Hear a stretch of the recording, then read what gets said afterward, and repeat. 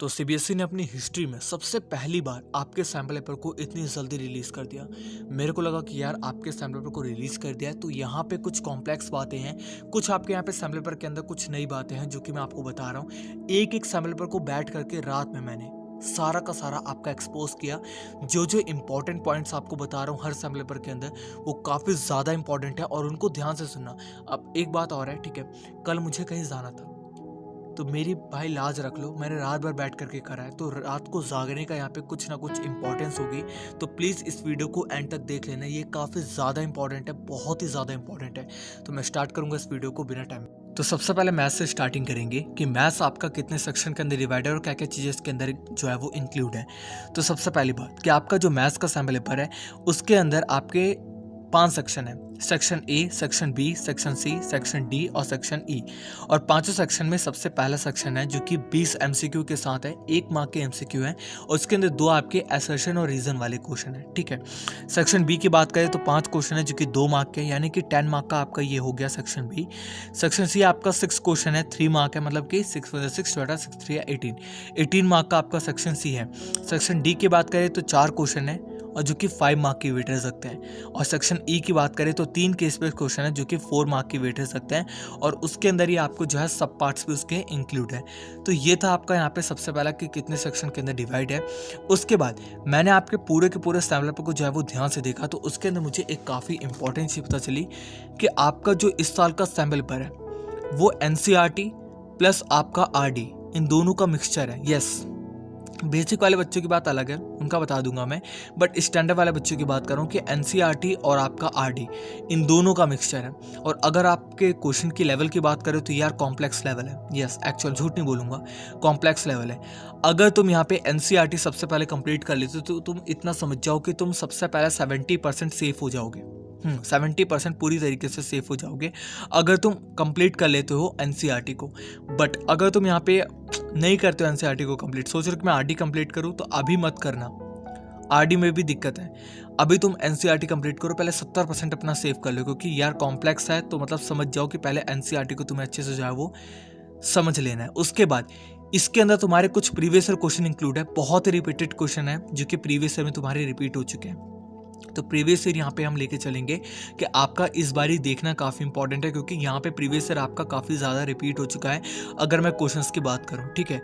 तो यहाँ पे मैथ्स के अंदर मैं तुम्हें 2 ही चीज़ कहूँगा कि NCERT plus previous year question, इसके अलावा तुम अभी मत करना कुछ भी, जो कि सबसे ज़्यादा इंपॉर्टेंट है और उससे आपके क्वेश्चन जो है वो इसके अंदर इंक्लूड किए गए हैं। तो अब आ चुका है तुम्हारे साइंस पे, और साइंस के अंदर आपके टोटल सेक्शन 5 है। हाँ, इसके अंदर भी तुम्हारे टोटल 5 सेक्शन है जो कि तुम्हारे 80 मार्क की वेट रह सकता है, 3 आवर्स का तुम्हें टाइम दिया जाएगा। सेक्शन ए के अंदर तुम्हारे यहाँ पे 20 एमसीक्यू टाइप क्वेश्चन है। सेक्शन बी के अंदर तुम्हारे 6 वेरी शॉर्ट क्वेश्चन है जो कि 2 मार्क की वेट रह सकते हैं, उसमें 5 थे मैथ्स के अंदर, इसके अंदर 6 क्वेश्चन है। सेक्शन सी की बात करें तो इसके अंदर तुम्हारे 7 शॉर्ट आंसर टाइप क्वेश्चन जो कि 3 मार्क की वेट रह सकते हैं, और इसमें सेक्शन डी में तुम्हारे 3 लॉन्ग आंसर क्वेश्चन जो कि 5 मार्क की वेट रह सकते हैं, और सेक्शन ई तो आपको पता है कि 3 आपके केस बेस्ड वाले क्वेश्चन हैं जो कि 4 मार्क की वेट रह सकते हैं। तो ये था आपका वेटेज वाला पार्ट। बट अगर मैं बात करूं तो इसके अंदर तुम्हारे जो साइंस का इस बारी का यहाँ पे निकल कर क्या है, मैंने एक एक क्वेश्चन को तुम्हारे देखा तो मुझे यहाँ पे कुछ इंपॉर्टेंट टर्म्स पता चली, मैं आपको बताता हूँ। सबसे पहली बात कि आपको एक्टिविटी वाले क्वेश्चन जो है वो अच्छे से देख लेना, जो कि तुम्हारे एनसीईआरटी बुक के अंदर है, काफ़ी ज़्यादा इंपॉर्टेंट है एक्टिविटी वाले क्वेश्चन। अगर तुम एक्टिविटी वाले क्वेश्चन को इग्नोर कर रहे हो तो सबसे बेकार है, एक्टिविटी वाले क्वेश्चन काफ़ी ज़्यादा इंपॉर्टेंट है। उसके बाद मैं तुम्हारे यहाँ पे सबसे पहले ध्यान दूंगा कि एमसीक्यू वाले जो क्वेश्चन है ना, ये वाले, इनमें ज़्यादा फोकस करना, क्योंकि ये क्वेश्चन आपके कॉम्प्लेक्स हैं। 20 नंबर के वेट रह सकते हैं सबसे ज़्यादा, और थोड़े बहुत यहाँ पे जो है ना ट्रिकी टाइप के क्वेश्चन आपको दिए गए हैं। स्ट्रेट फॉरवर्ड कोई क्वेश्चन नहीं है, मतलब स्ट्रेट फॉरवर्ड की बात करूँ तो कोई क्वेश्चन नहीं है। स्ट्रेट फॉरवर्ड आपके स्टार्ट होते हैं शॉर्ट आंसर टाइप क्वेश्चन से, जो कि आपके ये 2 मार्कर वाले हैं। ये क्वेश्चन आपके कुछ इसके अंदर से मैं बात करूँ, अगर आपके एनुअल एग्जाम कंडक्ट होगा ना उसके अंदर तुम्हारे यहाँ पे ब्लू बॉक्स क्वेश्चन जो है वो काफ़ी ज़्यादा इंपॉर्टेंस रखेंगे। तो जो एनसीईआरटी के अंदर तुम्हारे ब्लू बॉक्स क्वेश्चन है उसको, और एक है तुम्हारे यहाँ पे एनसीईआरटी के एक्सरसाइज टाइप क्वेश्चन, इन दोनों को अच्छे से कर लेना, ये काफ़ी ज़्यादा इंपॉर्टेंट है साइंस के अंदर। और डायग्राम, इनमें ज़्यादा फोकस करना, क्योंकि डायग्राम भी आपके काफ़ी ज़्यादा इंपॉर्टेंट है और डायग्राम से भी आपके क्वेश्चन जो है वो बन करके आ सकते हैं, बहुत ही हाईएस्ट चांस है। तो ये था तुम्हारा साइंस का एक्सपोज्ड। अब चलते तुम्हारे यहाँ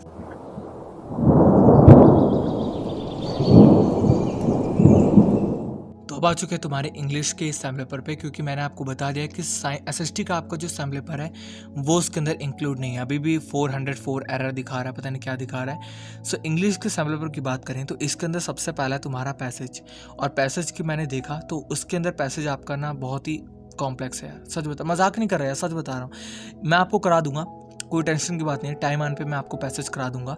लेकिन इसके अंदर आपके एक, जैसे ये पहला क्वेश्चन है, ये थोड़ा बहुत आपका रिलेट करता है पैसेज से, बट इसके आगे के क्वेश्चन आपके रिलेट नहीं करते हैं। कुछ क्वेश्चन ऐसे हैं जो कि आपको लिखा तो है पैराग्राफ 1 में से, लेकिन आप उसको ढूंढना चाहोगे तो नहीं मिलेगा, तो थोड़ा सा ट्रिकी टाइप के आपके पैसेज हैं। केस बेस्ड की बात करूँ तो आपके केस बेस्ड भी जो है वो थोड़े से ट्रिकी टाइप के हैं। अब इसके बाद देखो, जो राइटिंग वाला सेक्शन है वो तो तुम जानती हो कि किस टाइप का होता है। तुम्हारे ग्रामर वाला सेक्शन होता है, तो ग्रामर तो मैं करा ही दूंगा, कोई टेंशन की बात नहीं है, तो उसकी टेंशन लेने की हमें ज़रूरत ही नहीं है। उसके बाद है तुम्हारे यहाँ पे जो राइटिंग वाला सेक्शन होता है, इसके अंदर तुम्हारे लेटर होता है, एनालिटिकल पैराग्राफ होता है, वो इसके अंदर इंक्लूड है। उसके बाद यहाँ पे जो सबसे इंपॉर्टेंट पार्ट आता है तुम्हारा लिटरेचर वाला। अब अगर तुम्हें लिटरेचर वाले पार्ट में अच्छे मार्क को स्कोर करना है तो मेरी बातों को ध्यान से सुनना। सबसे पहला और सबसे इंपॉर्टेंट है तुम्हारा कि तुम एनसीईआरटी को डेप्थ में पढ़ लेना। एनसीईआरटी पढ़ने के बाद तुम यहाँ पे कम से कम 2 से 3 सैम पेपर, जब सैम पेपर किताबें निकलती हैं अलग अलग पब्लिकेशन की, तो जिसको भी बेस्ट वाला होगा मैं बता दूंगा, उसको खरीद करके ना फिर तुम उसके अंदर से सैम पेपर को सॉल्व कर लेना। अगर तुम नहीं करते हो सॉल्व ना, तो तुम समझ भी नहीं पाओगे कि किस टाइप से क्वेश्चन आ गए, तुम जानते हुए भी बिना करे आ जाओगे अपने एग्जाम में से। इस टाइप के क्वेश्चन है इस बारी, तो ये काफ़ी इंपॉर्टेंट है इंग्लिश के अंदर। तो यहाँ पर हिंदी की बात करें तो हिंदी का भी आपका इसी तरीके से इंक्लूड है, कोई टेंशन नहीं है, मैं वो भी मैं करा दूंगा, ठीक है। तो ये था आपका कंप्लीट जो आपका एक्सपोस्ट। अगर इसके अंदर एसएसटी आ चुकी होती तो मैं उसको डाल देता, वो 404 एरर दिखा रहा है, उन्होंने अभी तक डाला नहीं उसको, ठीक है। तो यहाँ पर इस वीडियो का एंड करते हैं। आप सभी का बहुत बहुत धन्यवाद कि आप यहाँ तक आए, और हमारे चैनल पे बहुत सारे अच्छी वीडियोस हैं, उनको भी जाकर